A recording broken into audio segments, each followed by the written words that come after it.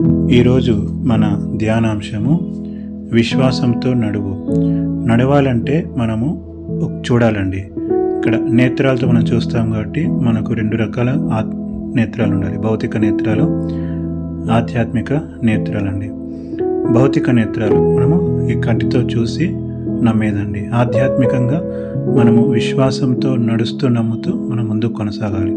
ఉదాహరణకు మనము అబ్రహాము గారిని చూసినట్లయితే, మరి అబ్రహాము చూడకపోయినను దేవుని నమ్మాడు కాబట్టి అది ఆయనకు నీతిగా ఎంచబడింది. అలాగే లూకాసు వార్త 5వ అధ్యాయం 5వ వచనంలో, సీమోను ఏలినవాడా, రాత్రంతా మేము ప్రయాసపడితేమి కానీ మాకేమీ దొరకలేదు, అయినను నీ మాట చొప్పున వలను వేతమని ఆయనతో చెప్పాను. ఇక్కడ అయినను అనేది అండర్లైన్ చేసుకోవాలండి. రాత్రంతా ప్రయాసపడ్డాం, మాకేమీ దొరకలేదు, కానీ నీ మాట చొప్పున చేస్తాము అంటే అప్పుడు విస్తారమైన చేపలు, మరి వలలు పిగిలేంతగా వారు చేపలు పట్టినట్టుగా మనము చూస్తున్నామండి. కాబట్టి అయినను, ఎంత ఇరుకు ఇబ్బంది అయినను దేవుని మనం విడిచిపెట్టకూడదు. దేవుని మాట ప్రకారమే మనము చేయవలసిన వారంగా ఉన్నాము. అలాగే పరిశుద్ధ గ్రంథంలో నుండి మరొక మాట మనము చూద్దాము.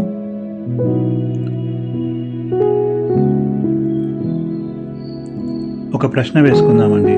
దేవుని మాట ఏంటి? మనం ఏం చేస్తున్నాము? అవునండి, దేవుని చిత్త ప్రకారం మనం చేస్తున్నామా లేదా? దేవుని చిత్తం ఏంటి? మనం ఎలా ప్రవర్తిస్తున్నాం, ఎలా జీవిస్తున్నామని మనల్ని మనం ప్రశ్నించుకోవలసిన వారంగా ఉన్నామండి. అయినను ఇక్కడ అండర్లైన్ చేసుకోవాలండి. అయినను, మరి ఏమైనను దేవుని మనము విడిచిపెట్టకూడదు. ఎంతటి ఇరుకు ఇబ్బంది అయినను దేవుని మాట మనము మీరకూడదు. ఏది ఏమైనను దేవుని చిత్తమే మనము జరిగించవలసిన వారంగా ఉన్నాము. మన ఇరుకు ఇబ్బందులైనా సరే దేవుని మనము విడిచిపెట్టకూడదు. మరి ప్రార్థన చేస్తూ దేవుణ్ణి మనము నమ్మవలసిన వారంగా ఉన్నాము. హబక్కూకు గ్రంథము 3వ అధ్యాయం 17-18 వచనం చూసినట్లయితే ఇక్కడ అయినను అని చాలాసార్లు వస్తుందండి.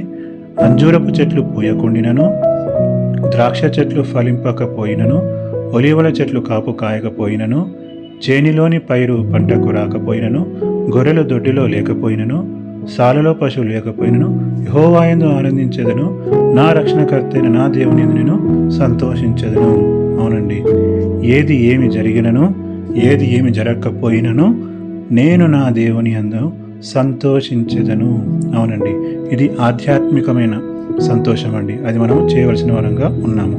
అలాగే మత్తయి సువార్త 3వ అధ్యాయం 17వ వచనంలో, మరియు ఇదిగో ఈయనే నా ప్రియ కుమారుడు, ఈయనందు నేను ఆనందించుచున్నాను, ఈ యొక్క శబ్దము ఆకాశం నుండి వచ్చను. అవునండి, ఇక్కడ మనల్ని మనము దేవుని యేసుప్రభు ప్రేస్లో మనము రీప్లేస్ చేసుకున్నట్లయితే, మరి దేవుడు మన యందు సంతోషిస్తున్నాడా లేకపోతే దుఃఖిస్తున్నాడా అని మనం ప్రశ్నించుకోవాల్సిన వారంగా ఉన్నామండి. పరమతండ్రి యేసుక్రీస్తు ప్రభువునందు సంతోషిస్తున్నారు. మరి పరమదేవుడు మన యందు ఎలా ఉన్నాడు? మన క్రియలను బట్టి ఆనందిస్తున్నాడా, మరి దుఃఖిస్తున్నాడని, మన క్రియలు ఎలా ఉన్నాయని మనం ప్రశ్నించుకోవాలి. దేవుని సంతోషపెట్టేవిగా ఉన్నాయా లేదా దేవుణ్ణి దుఃఖపెట్టేవిగా ఉన్నాయని చూసుకోవాలి. అలాగే దానియేలు గ్రంథము 3వ అధ్యాయం 17వ వచనంలో, మేము సేవించుచున్న దేవుడు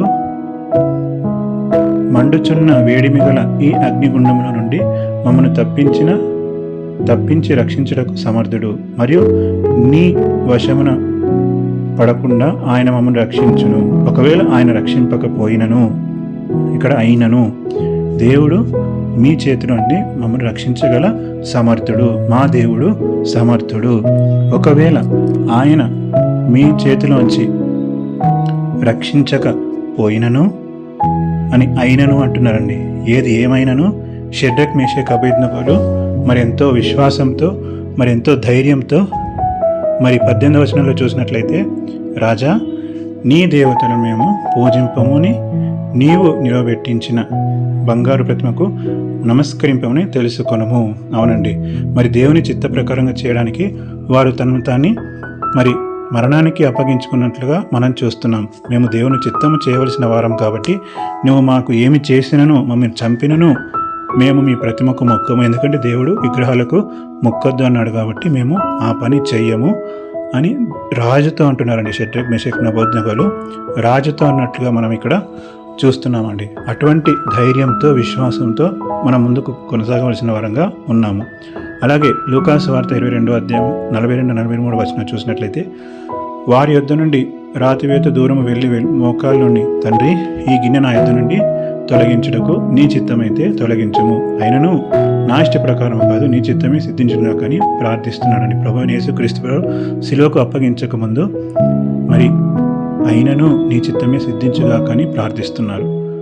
అలాగే ఎఫెసీ 2:4 చూసినట్లయితే, అయినను దేవుడు కరుణా సంపన్నుడై ఉండి మనము మన అపరాధముల చేత చచ్చిన వారమై ఉండినప్పుడు సైతము మన ఎడల చూపిన తన మహాప్రేమ గల మనలను క్రీస్తుతో కూడా బ్రతికించెను. అవునండి, మనము చచ్చిన వారము, మన తప్పుల బట్టి మనం చనిపోవలసిన వారము, కానీ యేసుక్రీస్తు వలన, తన ప్రేమ వలన మనల్ని సజీవ లెక్కలో ఇంకా దేవుడు మనల్ని ఉంచినందుకు దేవుని నామానికి మహిమ కలుగునుగాక. అవునండి, ఇక్కడ మనము అయినను అనేది అండర్లైన్ చేసుకోవాలి.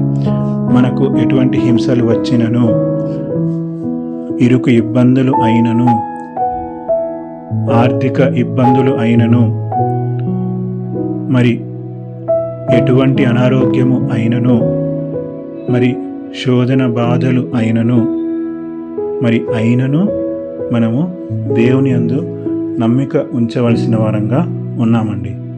నీ చిత్తమే సిద్ధించునుగా కానీ చెప్పవలసిన వారంగా ఉన్నామండి. మరి మనం ఇప్పటిదాకా చదువుకున్నట్లు, మరి రాత్రంతా ప్రయాసపడ్డాం, మాకేమీ దొరకలేదన్నట్లుగా మరి మనం ఎంతో ప్రయాసపడతామండి. మన శక్తి కొలది, మన ఆలోచన కొలది, మరి దేవుని మీద ఆధారపడకుండా మనం ఎట్లుగానో మరి మనం ఎంతగానో శ్రమ పడతాం, మనకు వచ్చే లాభం శూన్యం. అయినను దేవుని యందు మనము నమ్మిక ఉంచినట్లయితే, ఆయన యందు విశ్వాసంతో మనము అడుగు ముందుకు వేసిన వారమైతే, దేవుడే మన అవసరతలను, మన అక్కర్లను తీర్చే దేవుడుగా ఉన్నాడు. కాబట్టి మనము ఎన్ని ఇరుకు ఇబ్బందులు అయినను, ఎన్ని శోధనలు అయినను, మనం ఏ స్థితిలో ఉన్నను, దేవుణ్ణి మనము ఎల్లప్పుడూ మహిమపరిచే వారిగా ఉండాలి. కాబట్టి మనం ఎల్లప్పుడూ దేవుని విడిచిపెట్టకుండా ఎడతెగక ప్రార్థన చేస్తూ, దేవుని సహాయాన్ని కోరుకుంటూ మనము ముందుకు సాగుతూ, దేవుడు మనకు అటువంటి సహాయాన్ని దేవుడు మనకు దయచేయును గాక. ఆమేన్. Praise the lord.